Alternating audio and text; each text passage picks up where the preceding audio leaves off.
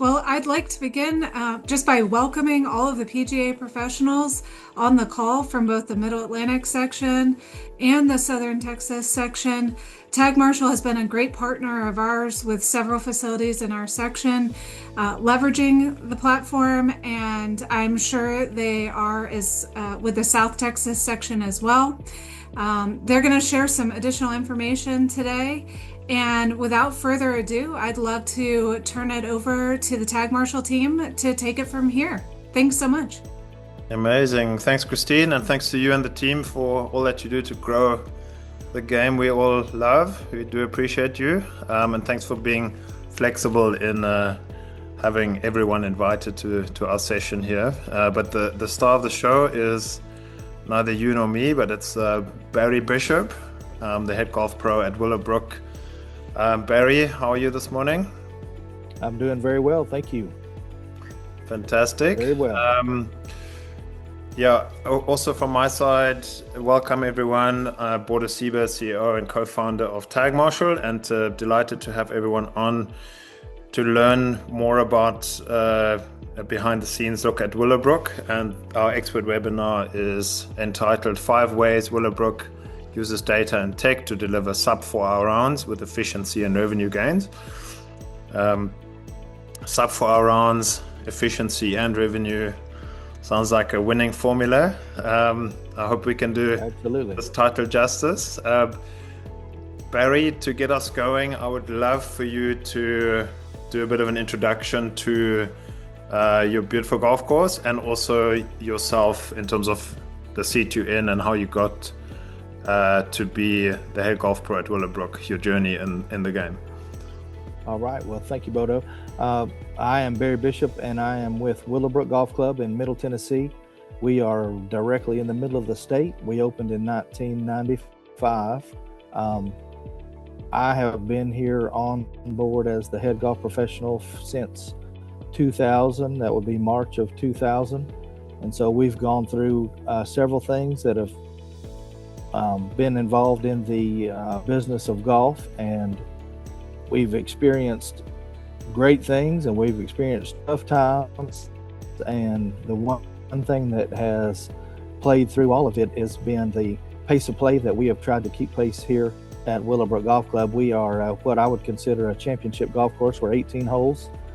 We have hosted our high school state championships for Tennessee for about 11 years up until about 4 years ago.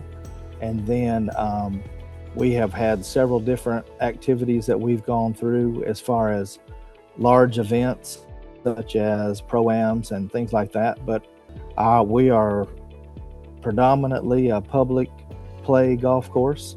We are officially a semi-private course, so we have a small number of memberships, about 175. It kind of fluctuates a little bit, but we have some families and some singles and some that are involved with different corporate atmospheres and operations that way with some of our local businesses. But the biggest thing for us is we try to put as many players through as we can at a comfortable level. So brilliant. So you have the best of both worlds and also the challenges of both worlds, right? Yes, very much so. Members and public play, and like many courses like yours, you do a fair amount of events too. What has been one of the biggest events in terms of numbers that you can remember doing? And also, while we talk about numbers, how many rounds would you expect to do in a good post-COVID season, like for instance last year or this season? As far as large events, we've had several times where we've had 36-hole scramble types of events, things like that, where we would have 36 teams in the morning and 36 teams in the afternoons and loaded foursomes, and that's about as many as we can get on our golf course at any particular time. And so we've had several where we've had morning and afternoon starts and things like that to help raise money for some of our local charities. But that's kind of some of our bigger ones. We've had some large corporate atmospheres where we've had companies that would reserve our course, for different time periods, and and things like that. But as far as daily numbers that we deal with, are our weekend days and some of our busier days, we're over 200 rounds. And then per day, which is for our time frames and what we're working with, that's a really good solid day right there. And so we've gone from say 28,000 up to we're 35, pushing toward 36, and then we're on pace to even do better than that this year. So we're continually trying to fine tune it and do what we need to do to make that a very pleasant atmosphere out here at our course. Fantastic. And I know that where you're situated, it's not the easiest position to run a golf course. So the fact that it's not. That's one of the things for us is our location is, people think about Tennessee, and a lot of times Middle Tennessee, they think about the Nashville area or even farther south to the Chattanooga area, but we're not really in either one of those locations. Rutherford County is a big place, a little bit closer to us, but at one time it was designated as the fastest growing county in the United States, which is quite an honor. But I mean, there's a lot of people coming in there. But that's not where we are. We are located in Manchester, Tennessee, which is basically just a rural area. We're around 50 to 55,000 people in our county. And so we're dealing with a little bit of a smaller clientele that live right here in our neighborhood. And so it's one of those things where we're having to draw people in. And so we do have to be very considerate with the time that they spend here and what they're going to be able to do when they're here. 100%. So I think the takeaway is that you really have to look after your golfers, right? Because absolutely, yes, sir. If you do something that hurts your reputation, it'll have drastic consequences. On the flip side, if you do really well, you'll always have happy returners, right? That's great to hear, and also the fact that I've got big plans in terms of matching and raising your record from last season bodes well. And from a little accolade from our side at Tagmarshal, we do an annual award where all of our, which is now 900 partner courses, get stress tested in terms of the data and the benchmarking and how they are performing, and that's pace and obviously the on-course experience as far as that's measured through our program, and also just system usage, how dialed in is the operator, and we have that tiered into diamond, platinum and gold awards, and then generally in a club's first season it's really difficult to get even into that gold status. You have to put in the effort. And as it were, and maybe I'll flip the screen here quickly. So we happen to, and we're very blessed to be working with more than 50 of the top 100 golf courses. So that is, the Pinehursts and Kiowas, all the way to the Oakers at St Andrews on the public and resort side, and then some amazing high-end private facilities. Shinnecock Hills, obviously hosting the US Open this season. And as you would expect, some of those are well ahead when it comes to performance, and a lot of them are Diamond Award winners, and they obviously put in the effort to stay there. But it's even more amazing and more of an acknowledgement to the effort that you, Barry, and the team are putting in. You are just as good, right? With a much more modest budget, and I don't know if you know this, but Pinehurst has 1,000 staff members across their resort, right? So this is a big machine, and obviously there's no expenses spared when it comes to making their golf fly. So for you, with a much smaller team, to have the same level of data result is phenomenal. And that's what we love to see, right? Because obviously the majority of our customers are like yours, or it's a good private club down the road that is looking to just continuously improve. And one of the things that needs to happen here is that, well, how can we ensure that we've got a good pace and flow of play every day, right? Not just when the stars align, but by default, because we put in the effort. And especially now that we have such a strong demand on the game, right? we're in a fantastic position, but we have to keep earning the right to have players at our golf courses. So the biggest, and just to before I move on, the biggest teacher for us is obviously very good operators that we have built long relationships with and that we're learning from, but also data, right? We're now getting close to 100 million rounds of golf tracked, and that is a lot of data for us in our system to learn from. And on a busy weekend now this season, there's a lot of data that's coming through, right? And obviously we have machine learning and AI systems that analyze, and it just keeps getting better and better. And that's a really exciting opportunity for us to then filter that back into the market and into our system. Okay, but back to you, Barry. And I don't know if you ever thought about how many hundreds and thousands of rounds you have shepherded at WillowBrook alone, but you obviously know what it takes. So if you had to, from a golfer's perspective, pick 3 player experience factors out of this list here, which are the 3 that you would say are absolutely critical and you need to get them right? I think what we do here is we have used quite a bit of feedback and things from the local players that we have, and we have found that pace and flow of play is at the top of the list, and then course conditioning and value and cost are very closely tied kind of together right there. But pace and flow of play seem to be the top of the enjoyment of what's happening for the golfers at our course. That is almost in line with what the research says, right? So conditioning always key. And if you look at your annual budget, you know where a lot of the budget goes, right? It's onto the golf course, always as much as possible. But as you said, a great conditioning and a great design does not get noticed if the pace and flow of play acts up and is poor. That's what people remember, right? So you have to get the balance right. And I would say that if you have a well-conditioned golf course, a good design, certainly, and your service is good, your pace and flow of play is good, that's value, right? And maybe just another question, because it's always interesting, what would a prime rate be that, if I wanted to play on a Saturday at WillowBrook, in terms of your tee times?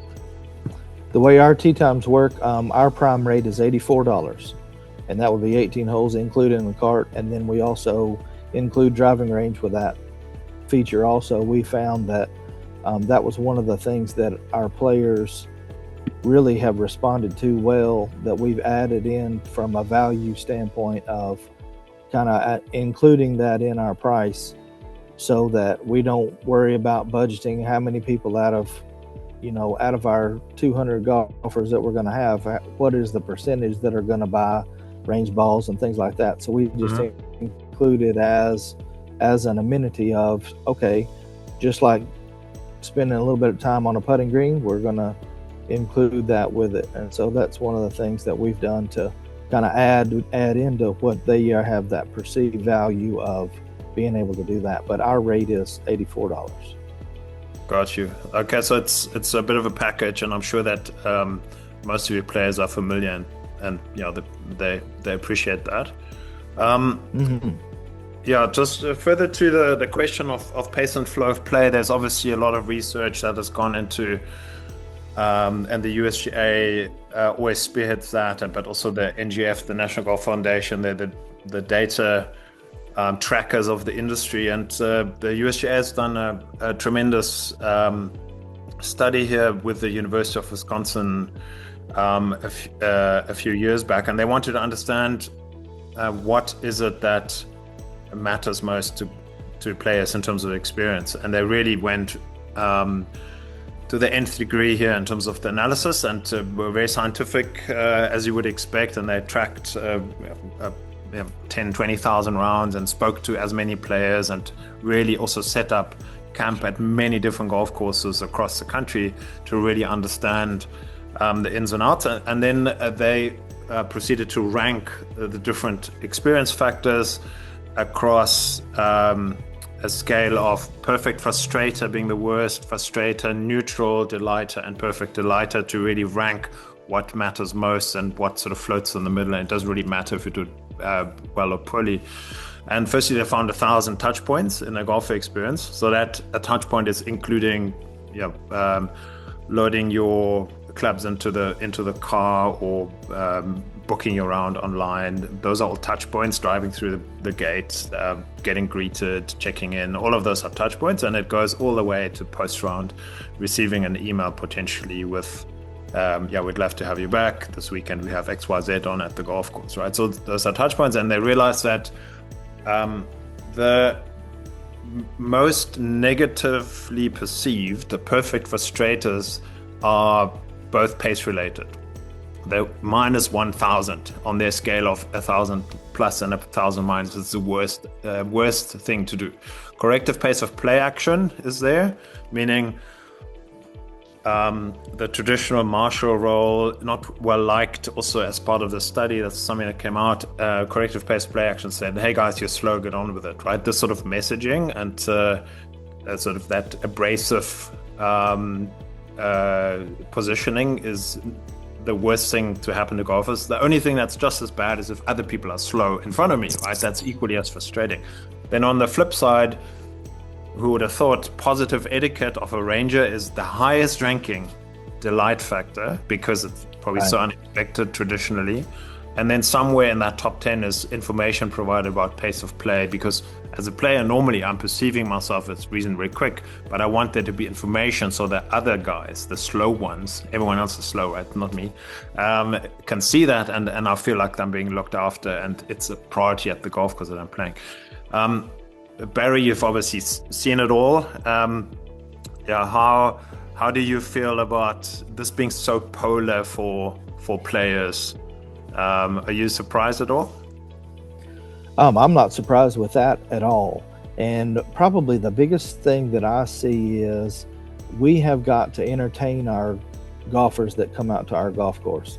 We can't let them. I was just even checking with a couple of groups this morning before our Zoom meeting here. And one of the things that I asked him how he was doing this morning, and he told me that he would let me know in a few hours. And I was like, number one, don't let hopefully they're feeling well and so forth. They wrap quite a bit around what is happening at the golf course. And that is where are they having a good time? If they are, they're going to come back and revisit your golf course. If they're not having a good time, well, I'm going to do something that I think is going to make me have a better time or go to a different course. And I think that's one of the things as a public golf course, what we deal with a lot is there are other options for them to be able to go play. And we've got to do everything that we can to make our golf course be some place that you want to come back to. And I think that's where I have been very impressed, and we use the Tagmarshal fits very well into all of our operations because that's a great way for us to, I look at the satisfiers there, that the etiquette and friendliness of the ranger and the marshal. Well, a lot of that, let's take some of the presence off of them of being the bad guy to come over and tell you that you're out of position or something like that. And now it allows them to interact with you on a different level and show that we really do care how you are doing, what's going on with you, things like that. Yeah. And so I can, the corrective pace of play down there at the bottom of that list, man, you talk about making a person not want to come back.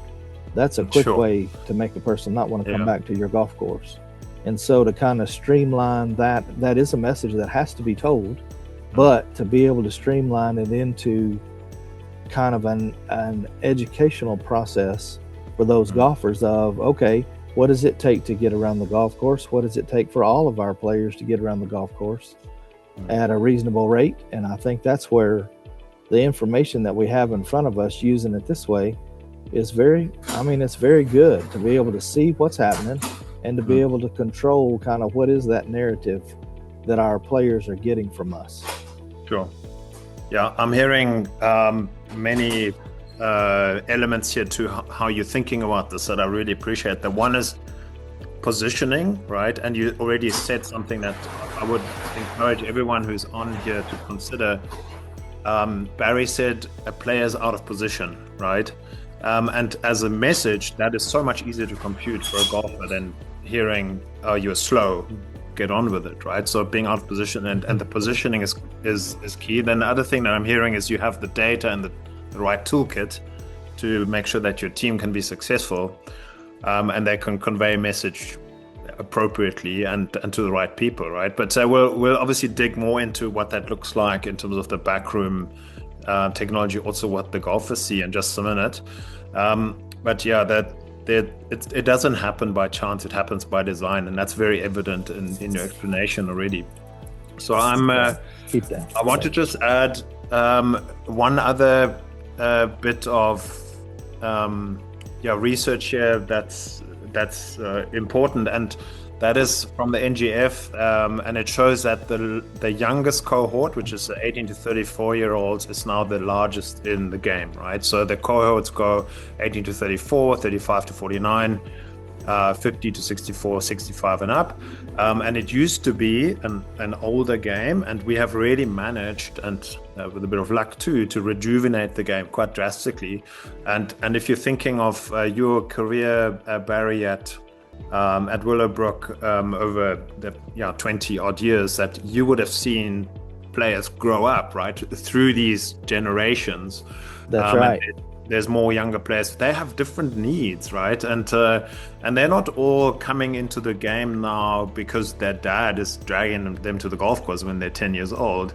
But there's other avenues. Are you seeing any impact of that? And the new players that join the game, pitching up at your course, how do you make sure that they feel welcome, and that you're also mindful of, you want this to be a game of a lifetime for them, right? That's correct. Yes, I mean, and that's what we're all in the business to do, is to basically grow the game. And so part of that is going to revolve around getting new players that are out here. But as you were saying, we're noticing a lot is there are a lot of players that are coming out to the game that are just joining for their own. They don't have someone that's asking them to come out and play with them and kind of show them the ways around the course and where they need to go check in and things like that. They're just looking it up on the internet and saying, hey, that looks like fun. Or maybe they're going to some of the off-course places where they're able to, hit into a screen or hit into some target areas or something like that. And they think that, wow, this is kind of fun. I think I'm going to go to the golf course this time. And that person comes out, and when are they available to come? Saturday morning. That's when they're going to show up at your course, and they really don't know anything about what they're trying to do. And so sure. what we find out is that this product, or the ability to show them how they can fit in to the other players that are out there on the course, and also how to make it around the course in a reasonable manner. And then I think that's what's going to make it. It's not about what you score or how many times that you hit the ball. It's about, are you ready to play when it's your turn to play?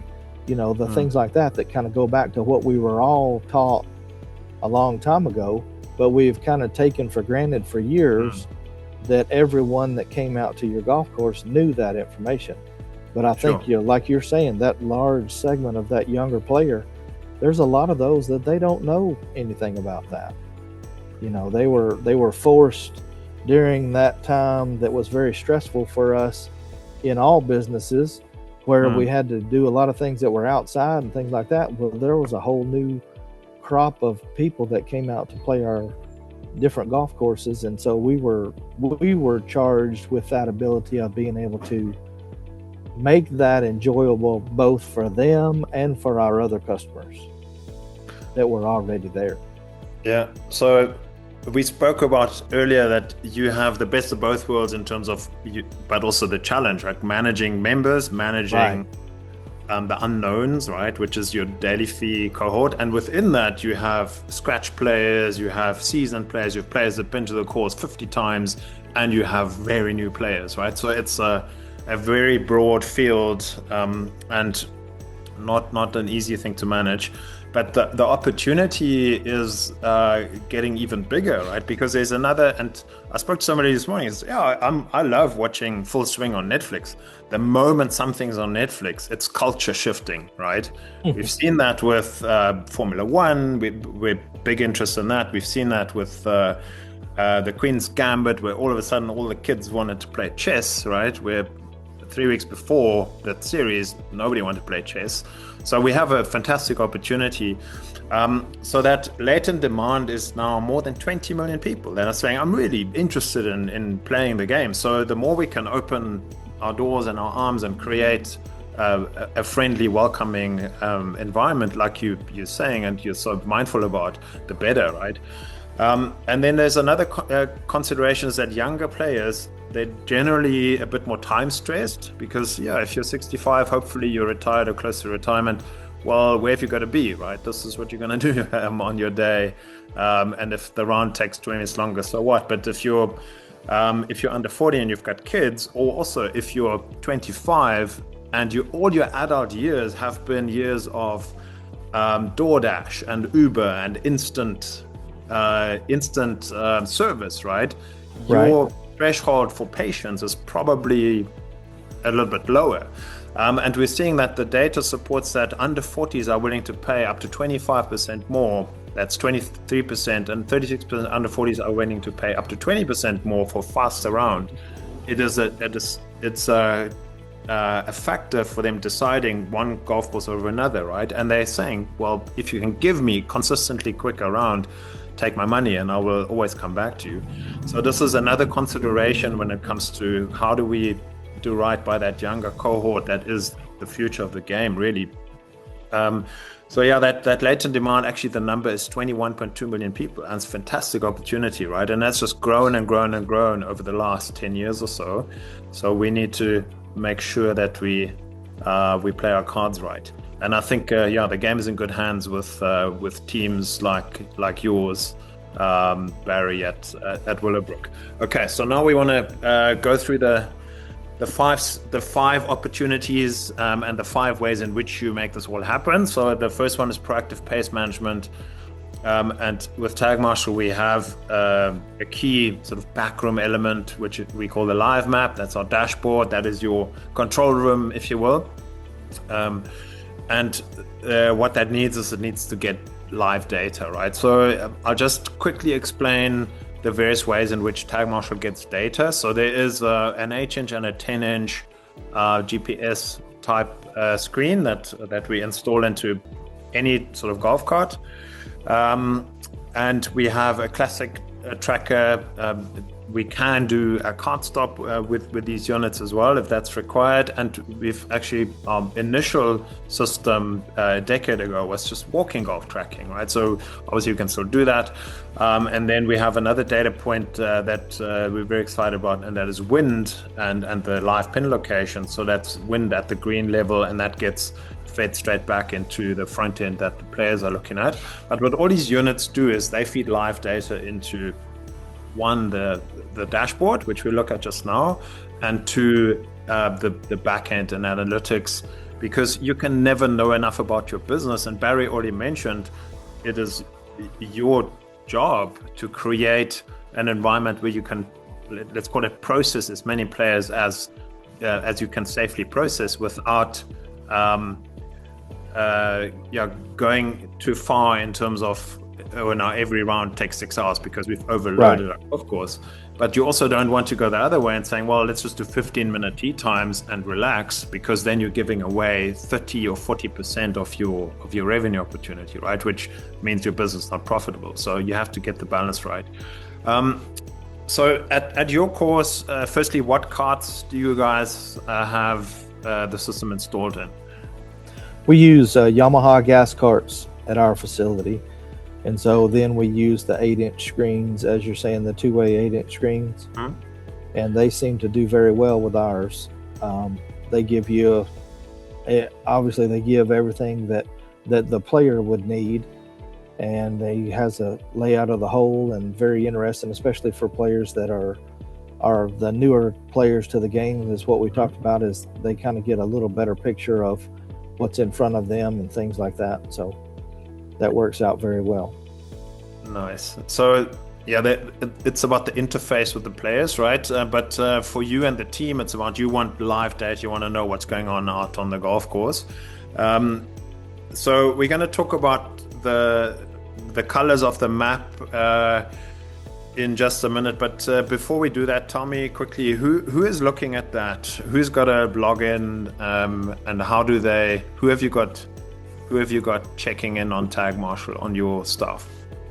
The way we do use our Tagmarshal is, our number one is our starters that are out on the course, and also our player assistants that are out there. Each of them has an iPad and they're logged in so that they can monitor from whatever position on the course that they are. They can see all of the rest of the course, which is something that has really helped out our situation, because we are very spread out as far as our front nine, or our first 9 holes are kind of back and forth. You can see them over on the right side of where that screen is, and then over to the left, our course circulates around through the back 9 around a residential area, and there's almost no way to see any of the traffic that is happening on that back 9 from anywhere on the front 9. And so it's one of those things where it would be too late for us, and that's one of the things that appealed to me at first, was we have a situation from our first tee to be able to see hole number 1, and that's the end. I can't see you again until basically you come out on hole number 4 toward where the green is. And so I'm 4 holes deep into that round of golf before I can see where your position is, if I'm just using my eyes as a starter there.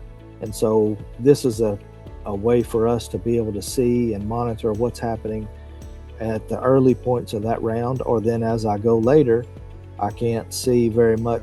Once you get past number 12, you're going to hit 13 and come back through behind where the houses are and so forth, and I really don't see anything else until you get to 17 or into 18. And then if you're just noticing that there's a situation by the time it's on 17 or 18, that's a little bit too late. So so it's one of those things for us. This helps really well. I've got my starters and my player assistants have it, like I said, the mobile out on the course. And then we have each of our check-in stations within the clubhouse in our golf shop. They have it that's going to be live on their screen. They have their point of sale, and also they have this on alternating screens. And so we're able to see it there. And then in our back office, where sometimes we have some administrative things that are going on or something like that, and we have it available on that too. I spend some time in there and just watching, and you're continuously checking it to see where my pace of play and things like that. Then we also have our owner and superintendent.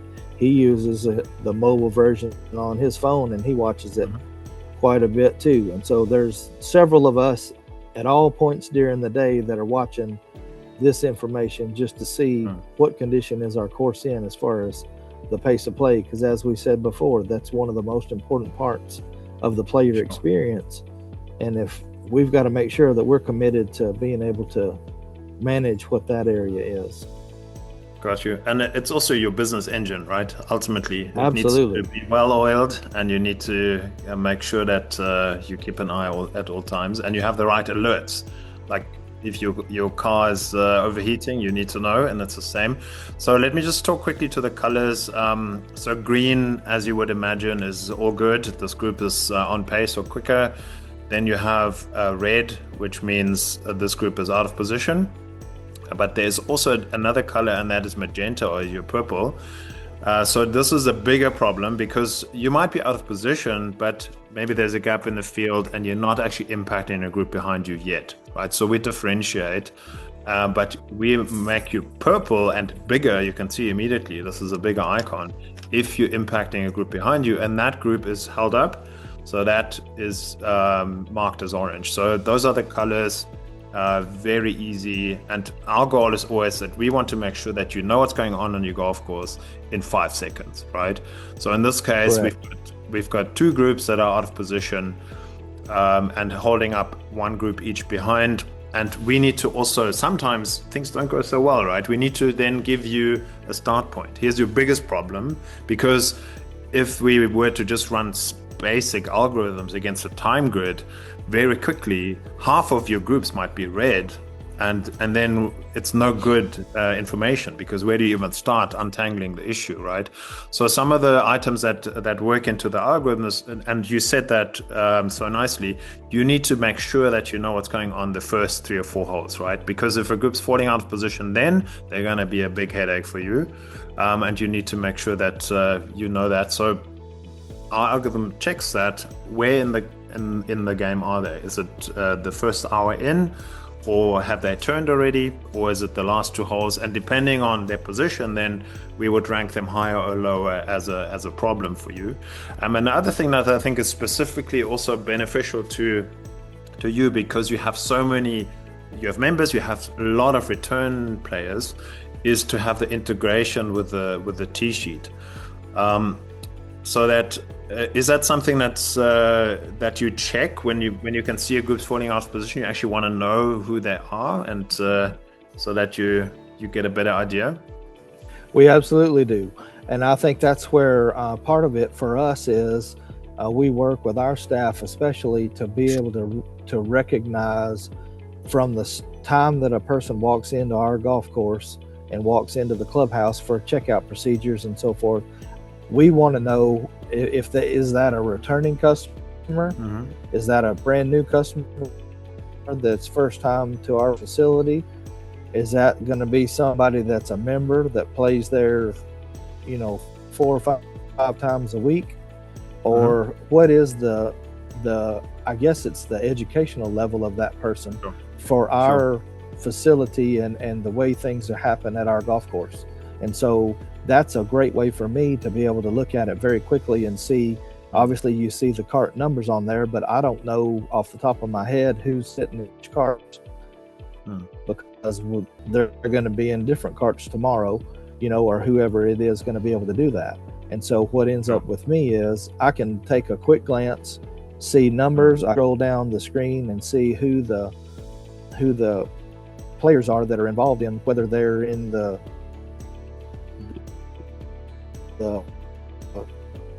delayer role, or whether they're being delayed, or whether they're just all want to see where are these particular groups and what are they doing. And then I can also integrate a little bit about how my player assistants are going to interact with that customer based on some of that information that we've already gotten. And I think that's part of the big deal is I don't want somebody that doesn't know how our course flows and things like that. We need to make sure that they understand that first. Then if there is a situation, a little bit later, now all of a sudden they kind of understand when they get that message that pops up that somebody in front of them is being held up, or maybe somebody behind them is being held up and they're the ones that are holding it up. Yes. And I think that's just a recognition part of it, that we've got to be able to say, hey, this is part of our course, and that's part of our standard verbiage that we use with our players as they move to the first tee. Before they get there, they're already getting a little bit of an understanding that, number one, that's a very big priority for us as a facility, and then number two is this is how we do it. And so they're going to be a lot more receptive to being told that they're out of position, because they've just had an education of what does position on the golf course mean. And I think they understand that so much better than all of a sudden, boom, we're going to show up and jump out of the weeds and say, hey, your group's slow. You just lost that group for sure. They're probably not going back. Yeah, I think you're really hitting all the right notes here when it comes to the research that says information about pace of play. You have built this into your onboarding, check-in, and workflows already. There's information about pace of play with every cart at all times, right? So this is what that little green bar down here on the unit, that changes exactly as the colors change on Barry's backend map. So if a cart goes red or purple, then the players will know they're out of position, and it shows their timing, and it even pops up a message. And I think the message is probably a good segue to the opportunity to get the word out to players out there without having to go directly pop up next to them. Or you can also get out the word to everybody, right? And that might be a weather alert, or there might be a service opportunity. So making sure that you have the communication and the interface over and above these tech-enabled workflows that helps you be accurate is key. So the pace alert is one that we mentioned, right? So the system can be set to like 5 minutes out, 10 minutes out, we want this to pop up. The player needs to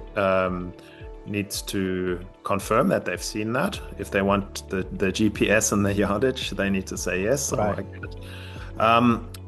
But your team also is very on it when it comes to making sure that the players are aware. And one of the things that we're tracking here is the interactions, right? And an interaction is not always a pace related. It can also be just a friendly interaction with, like you said, a first-time visitor, right? And the way that the course is designed is it's not that easy to get from one side to the other. And you want to make sure that that there's handover between your staff too, because it's so helpful to know that somebody's already spoken to this group 2 hours ago, right? And here was the message. Right. And maybe if you'll allow me just to go back here, because I think it's you've obviously been around the block here, and you were at the course way before there was technology available like Tagmarshal, right? Yes. Tell us a little bit how you used to run things, because from having chatted to you previously, I know that you've always put effort and thought into trying to make this better. Right. One of the things that we used when I first came to the course in 2000, soon after that, it was pretty recognizable that pace of play was something that we needed to educate players about, and that we needed to be able to watch and see what was happening. But obviously the watching part of it, you can't really see that much, as we talked about, and that's one of the things that was so remarkable about being able to look at a map of your course and see where the carts are and things like that there.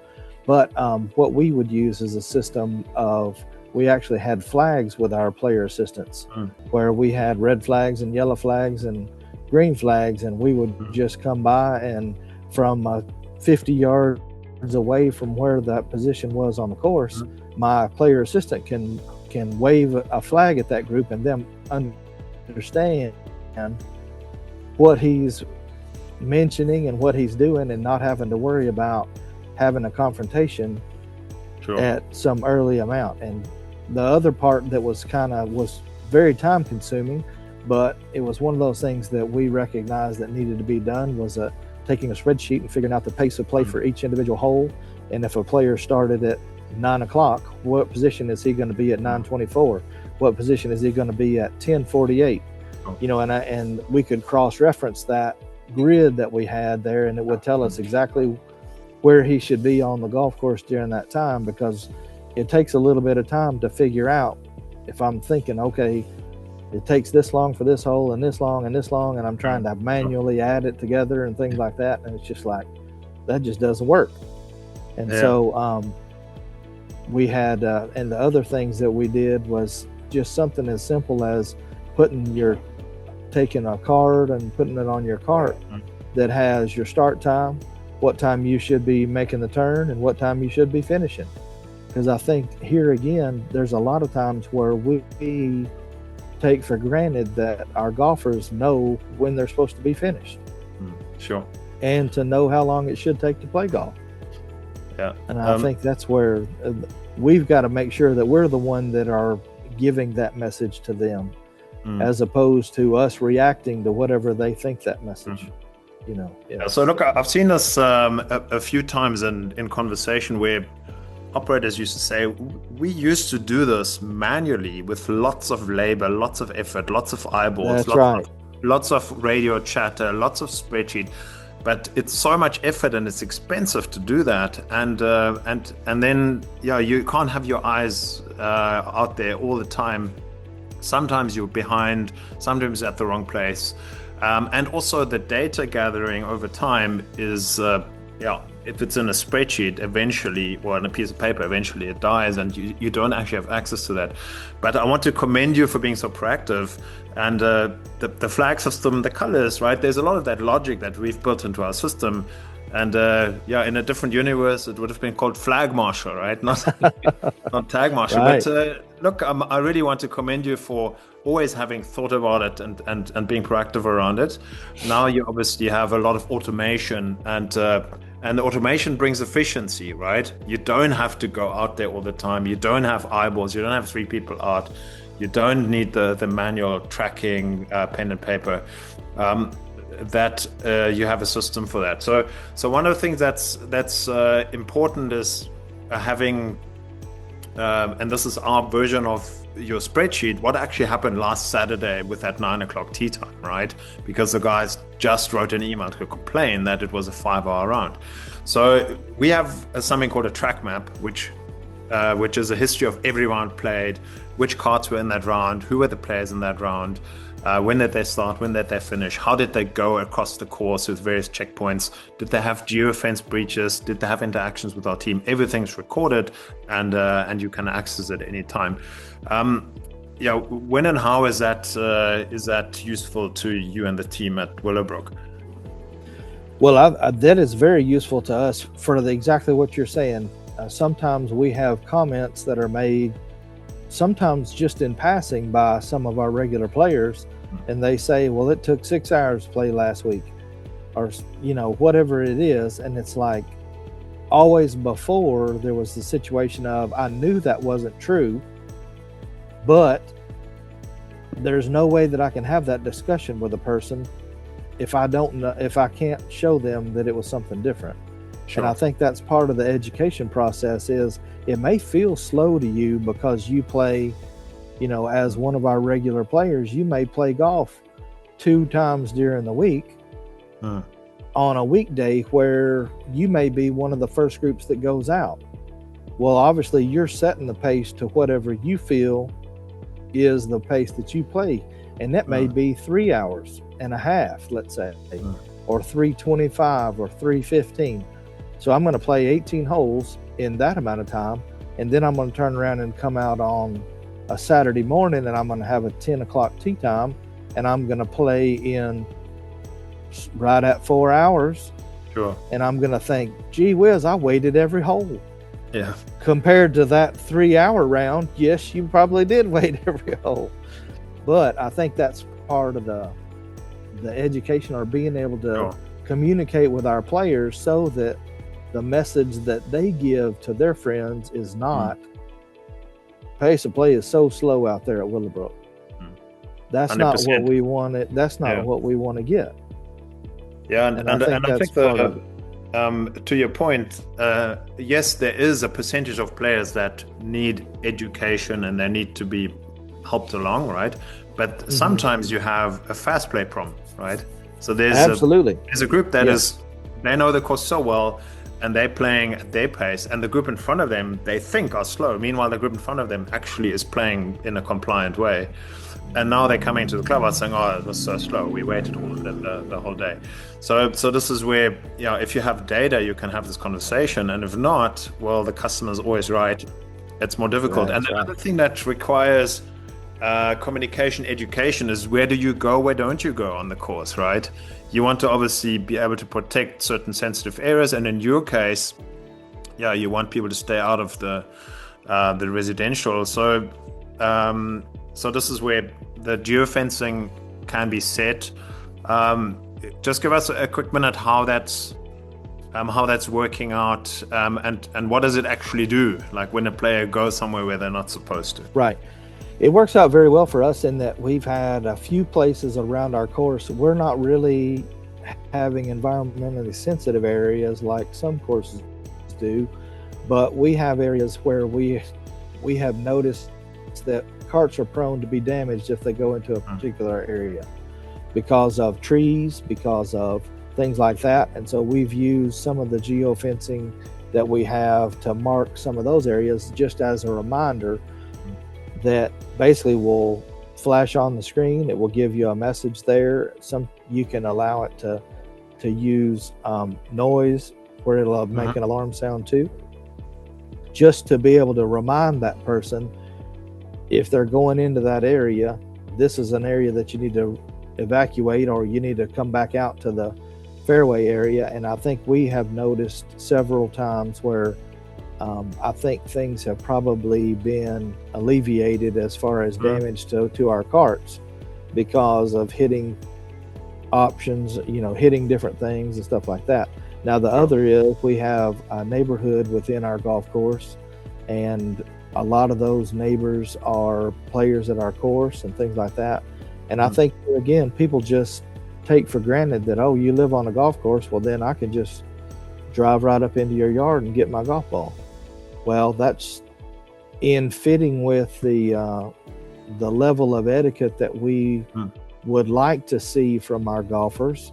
That doesn't play, and that's one of those things where we give them a reminder as they're moving around the course when you get close to those areas that, hey, you don't need to be going off into the neighborhood and things like that.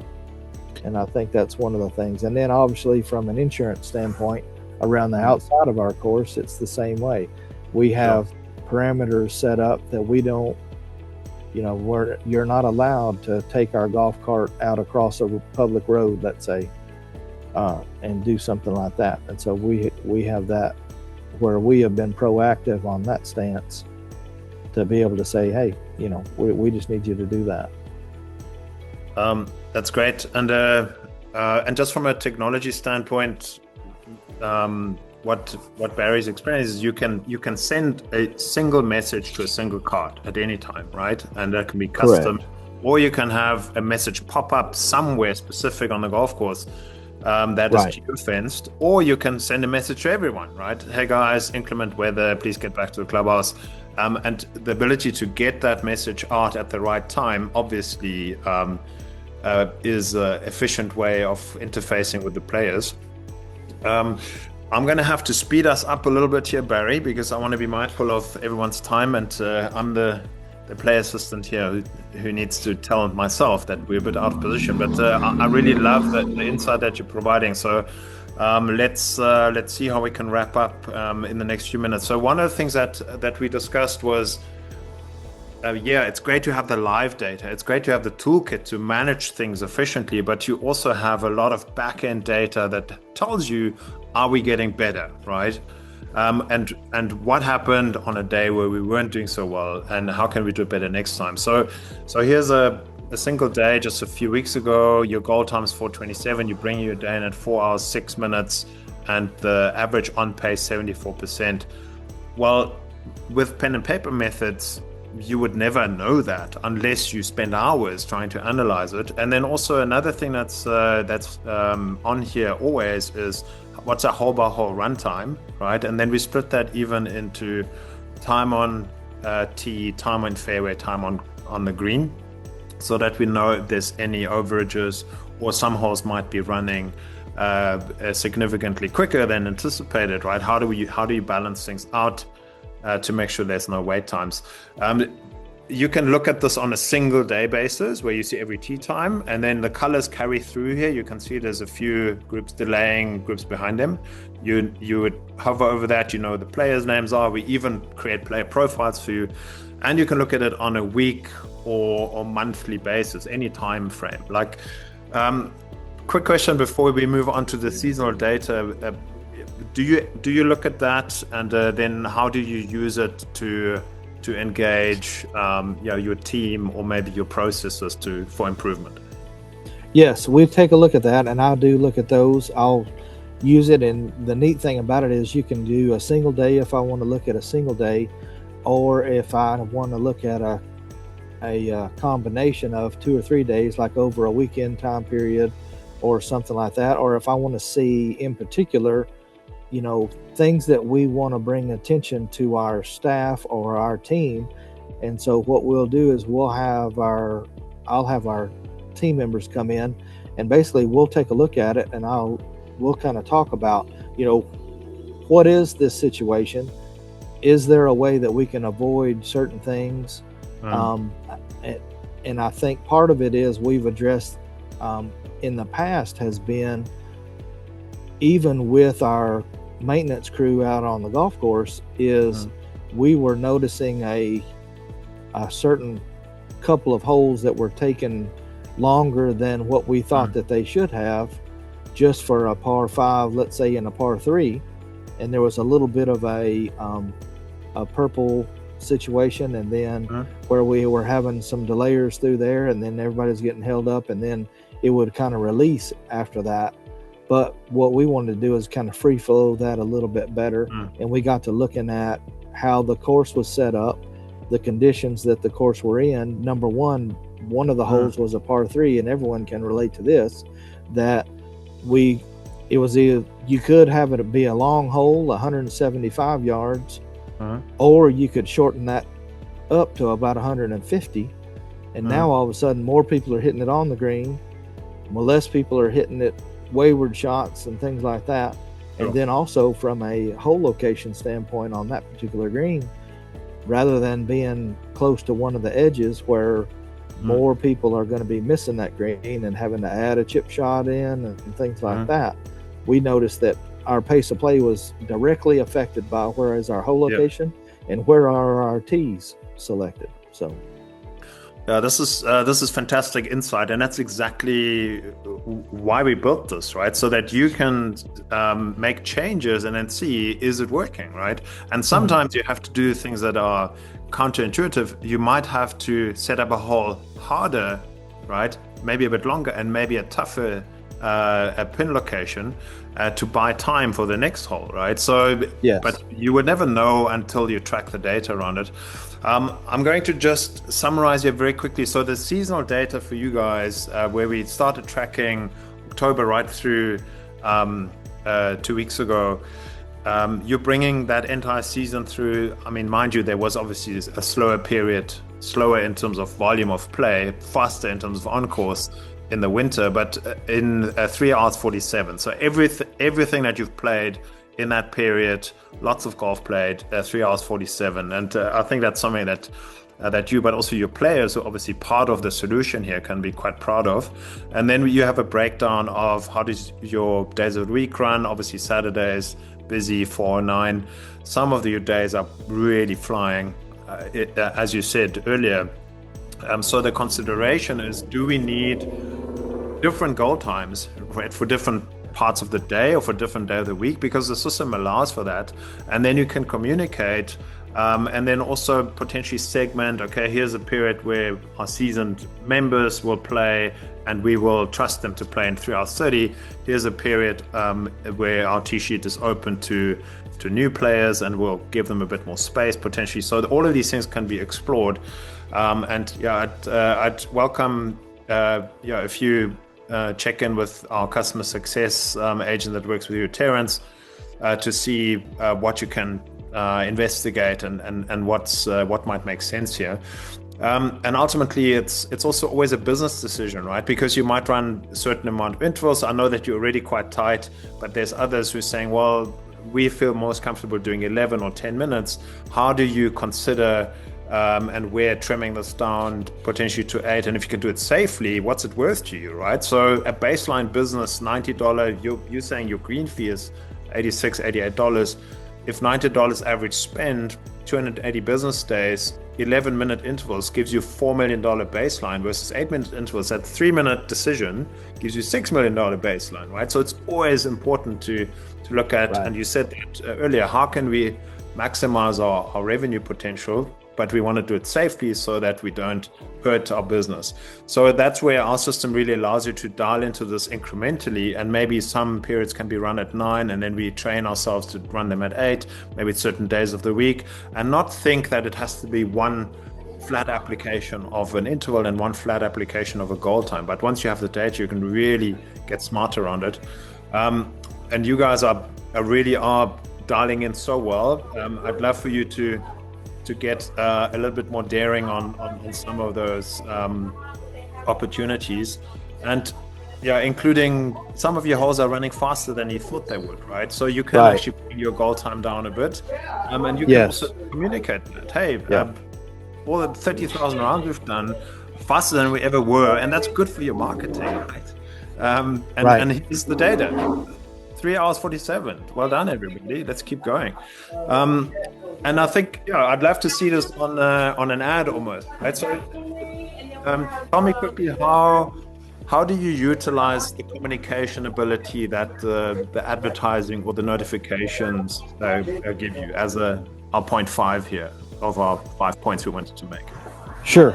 Well, the way we use it is a couple of different ways. We're advertising a little bit for some product sales. We're doing a little bit of advertising kind of for our restaurant that is on site. And then also just as an information area where I can give a message to you or your group while you're out on the golf course. And I can tell you about some things that are happening at Willowbrook, or maybe they're coming up in a few weeks or something like that. But it's just another time where I've got you captured in an area where you're thinking about golf, you're with your buddies that you're probably going to be playing with, during that time period. And so I can speak to you about something that's going to be happening on our calendar at that time. And then you're going to be able to interact with that and possibly even set up a time. Hey, let's register for that event, that's coming up or something like that. And I think there too, I can pinpoint the way your system works is I can pinpoint where that message comes. Am I going to give you a message on the tee or as you enter into the fairway area or when you come up to the green? Maybe we're having a little bit of an issue. We've talked about kind of the education of players of fixing ball marks and things like that. That's a continual battle that we all fight in the golf course realm. And so I can have it where when you pull up to maybe every 2 or 3 greens, you're going to, as you pull up to it, it reminds you to fix your ball marks or, something like that. Take good care of our course. And that way we can recruit some people that are going to help us out just a little bit. So 100%. And I think the geolocation and where things pop up, you're going to love this story of one of our Michigan partners, the medalist. He knows that if a cart goes on a certain end of the fairway, I've got a very wooded course, these guys have just hit a ball into the trees, right? So then he popped up a note, do you need more golf balls? We will deliver out on the golf course, right? There's opportunities, right? Last point here, Barry, before we close out. What's the player response been, both from how are they enjoying the front end, and then also your service levels having improved even further, and your pace is so good. What's their response in terms of what they're telling you, but also the surveys that you're getting? Right. As we were talking before, basically, we do a lot of customer reactions and things like that we want to know what are our players doing, what are they thinking about what we're doing, and are they even noticing what we're doing? I think that's part of the combination there too, is by using surveys and things like year-ending ones, and even follow-up things that we'll send out to you. Thank you for playing it. A couple of days later, and we'll remind you of the pace of play was good and things like that. And I think we use that as a way that we can communicate what our goal is, which is for you to have a good time when you're out here at Willowbrook Golf Club. And hopefully it doesn't revolve too much around how well you hit the golf ball, because we all know that's out of your control. But the things that we can control, that's what we're going to do. And what we're getting is we're always finishing very high in the responses to the technologies that we use, and also to the benefits that they're seeing. And I think what our process is to try to let them know that is what is the cause of the pace of play that they're enjoying and things like that is a result of some of the things that we're doing using the technology. And I think that's where they really appreciate it that way. And so it's one of those things that I think that we're getting very positive feedback from our customers of what they like about it. Brilliant. Look, Barry, I love how data driven you are, both in your operation and dialing into that, but also in your listening to your customers, right? You can never do enough of that. And well done for putting that into action and also listening, right? And keep doing more of it. So here's a key for me. So PDR credits are always high in demand. Those of you who dialed in from South Texas or the Mid-Atlantic section, we will make sure that you get your PDR credit accredited. And then those of you who are not from those sections, unfortunately, we can't give you credit for this session, but we do have online material. It might be 45 minutes to dial in a bit deeper in the play experience or efficiency or how to make more revenue with the program that are PDR accredited. So that if you're interested, reach out and we will give you access to that. It's absolutely free. And then, one thing that I'm excited about also to get your feedback on, Gary, and your teams, is we have a new little AI bot that we have fed with everything there is to know about Tagmarshal that lives in the Tagmarshal system now, that you can ask questions. Hey, remind me again how to set up a geofence, or other questions. I forgot how to set up an advertisement, things like that. Obviously that's real time, and I'm amazed how smart it is, because it's our own content, obviously, that we fed into it. But that's how we try and get better and better when it comes to the interfacing and making you better at your job. Barry, I want to give you a big thank you. It's fantastic, and I know that Michael Bright, who's our partnership executive that looks after your area, will be beaming right now. Yes, you've done a wonderful job there for him. In highlighting the benefits that you get from the system, and so thank you, and all the best for the season. I hope that you beat your records, and make sure that you're not too modest about the pace of play results, and make sure you get that into your marketing. You're doing fantastically well, and everyone needs to know about it. Very good. Thank you. It's been great, and I hope to see you at one of the events soon, and if not, the PGA show again next year latest. All right. Thank you, and all the best to you. Thank you very much.